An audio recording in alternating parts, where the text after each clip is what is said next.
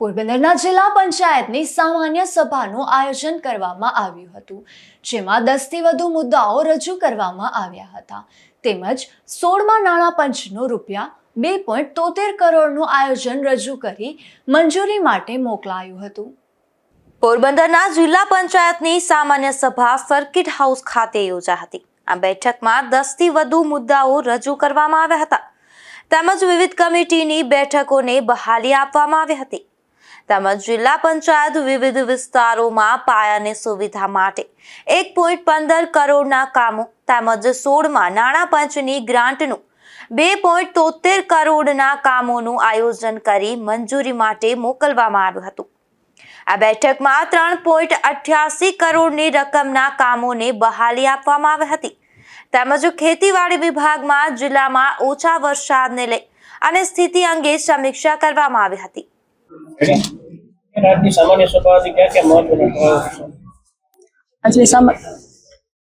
આજની સામાન્ય સભામાં વિવિધ કામોની જે રજૂઆતો આવેલી છે એ બધા કામોનું આયોજન કરવામાં આવ્યું છે। એના માટે તમામ સભ્યશ્રીઓની જે રજૂઆત હતી ને બધા ગામના કામો લેવામાં આવ્યા છે।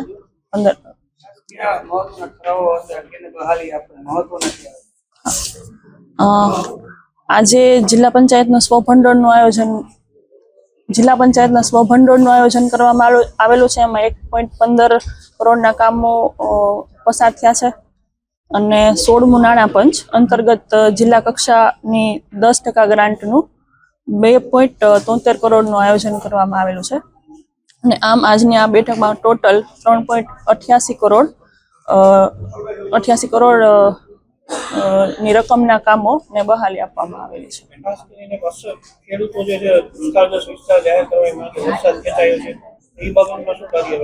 એના માટે અમે ખેતીવાડી અધિકારીને સૂચન આપેલું છે કે આપ સર્વે કરી લ્યો અને આપણા જિલ્લામાં વરસાદ બહુ ઓછો છે એટલે ખેડૂતો પણ ખૂબ જ ટેન્શનમાં છે કે વરસાદ ન થાય એમને એમના પાકને અત્યારે નુકસાન ન થાય અને વહેલી તકે વરસાદ આવે એવી આપણે પ્રાર્થના કરીએ, પરંતુ સરકારમાં પણ અમે રજૂઆતો કરશું કે આપ જેટલી પણ મદદ સરકાર કરી શકે એના માટે આપણે ખેતીવાડી અધિકારીને સૂચન આપવામાં આવેલું છે। પોરબંદરના જિલ્લા પંચાયત બેઠકમાં વિવિધ સમિતિ બહાલી, કામોમાં ફેરફાર અંગેના મુદ્દાઓ હતા તેમજ 16મા નાણાં પંચના કામો અને ગોરસર અને મોચા ગામને અલગ કરવા બહાલી આપવામાં આવી હતી। ખાસ કરીને જે અગાઉની જે અલગ અલગ સમિતિઓ મળી હતી જિલ્લા પંચાયત એ બધાને બહાલી આપવામાં આવી, જેમ કે કારોબારી સમિતિ હોય, આરોગ્ય સમિતિ હોય, એને બહાલી આપી। પ્લસ વધુમાં જે જિલ્લા પંચાયતના સ્વભંડોળના કામો હતા એમાં જે ફેરફાર હતા, જે સદસ્યશ્રી દ્વારા અમને સૂચન કરવામાં આવ્યા હતા, એ ફેરફારને આજે બહાલી આપવામાં આવી। અને ખાસ અગત્યનું આજનું જે મુખ્ય હતું એ 16મા નાણાં પંચનું આયોજન, ટોટલ 2.73 કરોડનું આપણે 16મા નાણાં પંચનું આયોજન કર્યું છે, જે હવે વિકાસ કમિશનરની કચેરીને મોકલવામાં આવશે, ત્યાંથી મંજૂરી મળી હતી, એ કામ શરૂ કરવામાં આવશે। ખાસ કરીને ગોરસર મોચા ગ્રામ પંચાયતે અલગ અલગ કરવા। હા, એટલે એમાં પહેલા સામાન્ય સભાની બહાલી લીધી છે, હવે બહાલી મેળવી બંને જૂથ ગ્રામ પંચાયત છે, બંનેને અલગ કરવા માટે બહાલી મેળવી હવે વિકાસ કમિશનરશ્રીને આ બાબતે દરખાસ્ત કરવામાં આવશે। એમાં બે પ્રકાર પડે છે, ટાઈડ અને અનટાઈડ, 50-50%। ટાઈડમાં એક લિમિટેડ હોય છે, એમાં પાણીના કામો લઈ શકીએ, સ્વચ્છતાના કામો લઈ શકીએ, જ્યારે અનટાઈડમાં આપણે એ સિવાયના તમામ કામો લઈ શકીએ, એટલે 50-50% એ પ્રમાણે એમનું આયોજન કરવાનું હોય છે। હાલ પોરબંદર જિલ્લામાં વરસાદની અછતને લઈને દુષ્કાળ જેવી સ્થિતિ ઊભી થઈ છે, ત્યારે આ બેઠકમાં આ સ્થિતિને લઈ અને કામગીરી અંગે પણ ચર્ચા કરવામાં આવી હતી તેમજ જિલ્લામાં હાલ ઉપલબ્ધ પાકની સ્થિતિ અંગે ખેતીવાડી વિભાગને રિપોર્ટ કરવા પણ સૂચના આપવામાં આવી હતી। આપણે જિલ્લા દુષ્કાળગ્રસ્ત જાહેર કરવાની ખેડૂતોમાં માંગ છે, આપણે ખરેખર આમાં શું પ્રોસિજર હોય છે? જો પોરબંદર જિલ્લાની અંદર કુલ 1,12,749 હેક્ટરની અંદર વાવેતર નોંધાયેલું છે, જેમાં મગફળી આપણો મુખ્ય પાક છે ખરીફ સિઝનનો, અને મગફળી 81,249 હેક્ટરની અંદર એનું વાવેતર નોંધાયેલું છે। ઘાસચારો પણ ખાસો વાવેતર વિસ્તાર નોંધાયેલું છે। એવી જ રીતે 2700 થી 2800 હેક્ટરની અંદર કપાસનું વાવેતર નોંધાયેલું છે।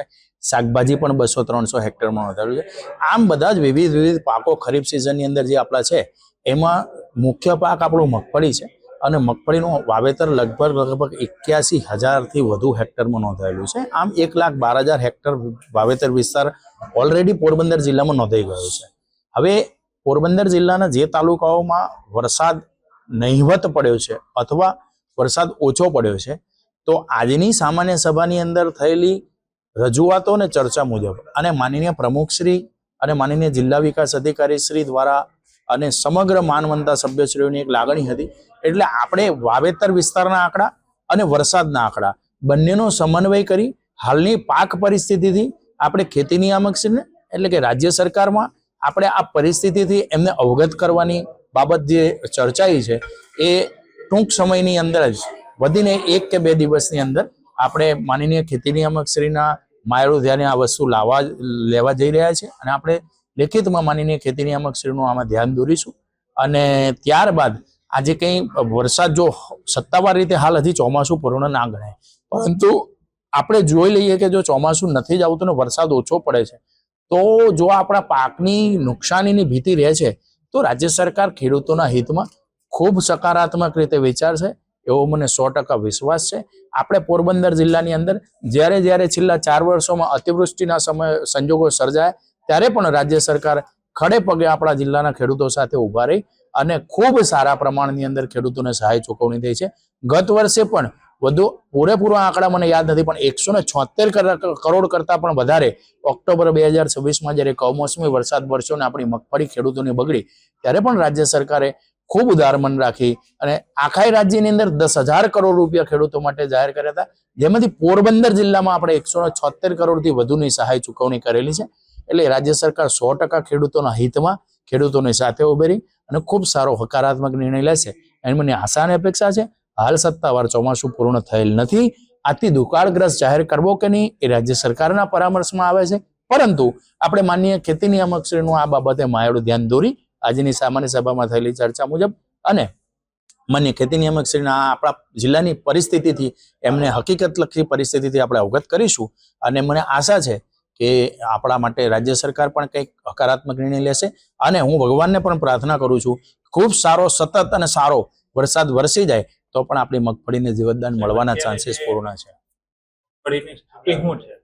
જો હાલ મગફળી ખેતરમાં જ્યાં પિયતના સ્ત્રોતો ઉપલબ્ધ છે ત્યાં મગફળીનો પાક સારો છે અને જ્યાં પિયતના સ્ત્રોત નથી, એક અછતની મિટિંગ પણ માનનીય કલેક્ટરેટના અધ્યક્ષસ્થાને જિલ્લાની આપણે થઈ ગયેલી હતી અને એમાં પણ વૈજ્ઞાનિક દ્રષ્ટિથી કયા પગલાં લઈ શકાય એના માટેના પ્રચાર પ્રસાર પણ આપણે ગ્રામસેવક મિત્રો દ્વારા અને એ મિટિંગમાં ચર્ચા મુજબ માનનીય કલેક્ટરશ્રીએ આપેલા અમૂલ્ય માર્ગદર્શન મુજબ આપણે એ સમગ્ર બાબત છે એ ખેડૂતો સુધી પહોંચાડી રહ્યા છે. વૈજ્ઞાનિક શ્રીઓ પણ આમાં આપણી સાથે ખાપટ કૃષિ વિશ્વવિદ્યાલયના વૈજ્ઞાનિકો પણ આપણી સાથે જોડાયા છે અને વૈજ્ઞાનિક અભિગમથી આપણે આપણો પાક બચાવવાનો અત્યારે પ્રયાસ કરી રહ્યા છીએ. બાકી જ્યાં પિયતના સ્ત્રોત અવેલેબલ છે ત્યાં આગળ પાક સારો છે, કાંઈ વાંધો નથી. પણ વરસાદ બહુ નજીકના સમયમાં વરસી જાય એવી શ્રાવણ મહિનો ચાલે છે. પરમ કૃપાળુ પરમાત્માને પ્રાર્થના કરીએ કે સતત અને સરસ વરસાદ થાય તો આપણી મગફળીને 100% જીવતદાન મળે. ખેડૂતોને આર્થિક એપ મારફત હા, આ સામાન્ય સભાના તમામ માનવંતા સભ્યશ્રીઓને આપણે ભારત સરકારશ્રી ને રાજ્ય સરકારશ્રી દ્વારા નવી ખાતર વિતરણ વ્યવસ્થા જે અમલમાં આવી રહી છે એનાથી અવગત કરવાનો આ કાર્યક્રમ હતો અને સમગ્ર કાર્યક્રમની અંદર ખરેખર આ બાબત નાયબ ખેતીના વિસ્તરણની કચેરીને લાગુ પડે છે, પરંતુ આ FFS એટલે કે ફ્રેમવર્ક ફોર ફર્ટિલાઇઝર સેલ એ ખેડૂતે એક મોબાઈલ એપ્લિકેશન ભારત સરકાર દ્વારા લોન્ચ થયેલી છે. આ એપ્લિકેશન ડાઉનલોડ કરી ખેડૂત સરળતાથી લાઇનમાં ઉભા લીધા વગર પારદર્શક રીતે અને રાજ્ય સરકારના નિયંત્રિત કરેલા ભાવે ખેડૂતને ખાતર મળે, સમયસર ખાતર મળે અને ખાતરનું આગોતરું આયોજન થઈ શકે અને આપણો ભારતનો ખેડૂત ડિજિટલ ઇન્ડિયાના ભાગરૂપે ડિજિટલ ક્ષેત્રથી કૃષિમાં પણ ડિજિટલ ક્ષેત્રે આગળ વધે એવી સરકારશ્રીનો આમાં ખૂબ ઉમદા આશય રહેલો છે. જિલ્લામાં ક્યારથી વિતરણ આજથી ચાલુ થઈ ગયું? નહીં, વિતરણ વ્યવસ્થા અત્યારે જૂની જ અમલમાં છે. હાલ પોરબંદર જિલ્લામાં વરસાદ ન આવવાથી અત્યારે પોરબંદર જિલ્લામાં આ સિસ્ટમ આજથી લાગુ થવાની હતી, પણ એની સંજોગોથી આ સિસ્ટમ હજી લાગુ નહીં થાય. જ્યારે આ સિસ્ટમ લાગુ થશે ત્યારે પુનઃ એક પ્રેસના મિત્રોને અને એક પ્રેસ નોટ ઓલરેડી આપેલી છે અને પ્રેસના મિત્રોને આનાથી અવગત કરી અને ખેડૂત સુધી આ માહિતી પહોંચે એના માટેના પ્રયાસો કરીશું. હાલ તો હવે બધા જ આ સિસ્ટમના જે પોસ્ટર છે, આ જે પદ્ધતિના જે પોસ્ટર છે એ કલર પોસ્ટરિંગ દરેક ગ્રામ પંચાયત લેવલે, દરેક એગ્રો સર્વિસ સેન્ટરોએ અને ગામે ગામે લગાવવાની પ્રક્રિયા હાલ ગ્રામ સેવક મિત્રો દ્વારા ચાલુ છે.